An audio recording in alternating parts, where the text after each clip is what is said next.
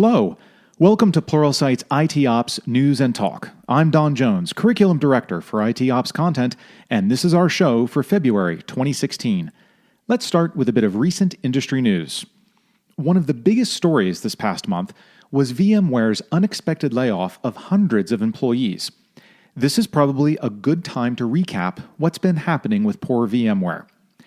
As you probably know, Dell is spending $67 billion to acquire EMC, which means Dell owns VMware, right? Well, no. EMC only ever owned 80% of VMware, which is a lot, but it isn't 100%. VMware continued to operate as a separate entity, complete with its own board and its own stock. EMC and VMware were in an agreement to form a joint entity named Virtustream. That happened after the Dell acquisition was on the table and would have been formed from a separate $1.2 billion acquisition EMC had already made. Although VMware and EMC would have owned Virtustream 50-50, its financial results would have been reported on VMware's books. This past December, though, VMware announced it was walking away from the Virtustream deal. To be fair, VMware's shareholders, the 20% who weren't EMC, were never really nuts about the Dell deal to begin with, and VMware's stock had sunk from around $82 to around $55 through December. That, combined with a really oddball acquisition strategy on Dell's part, probably killed the Virtustream deal.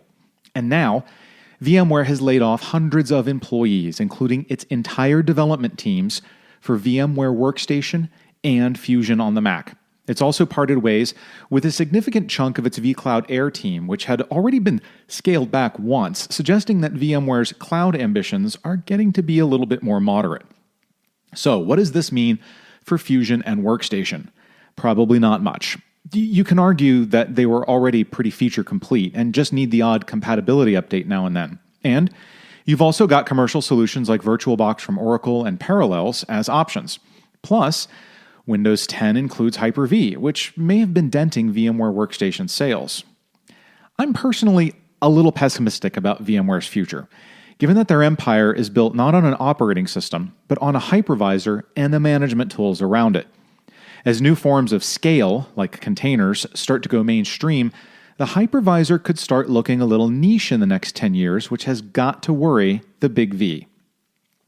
Speaking of containers, Docker has bought Unikernel Systems in a move to further bolster the company's container business. Now, Docker isn't an OS, obviously. They rely instead on a Linux host OS and soon will work with a Windows host OS. But a unikernel, as they're called, is more like a mini OS.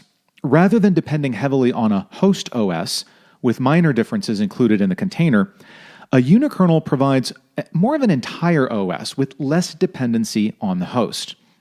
That can make it easier to move workloads around reliably and is another arrow in Docker's quiver. And now, an obituary, as Oracle has announced the retirement of the Java browser plugin, effective with the next version of the Java Development Kit, or JDK. The plugin-free Java Web Start is the official alternative and has been available since JDK 7. It does, however, require applet migration, and it doesn't run natively in a browser, but rather in its own window using the standard Java runtime. It's basically a click-to-launch sort of thing. Goodbye, Java browser plugin.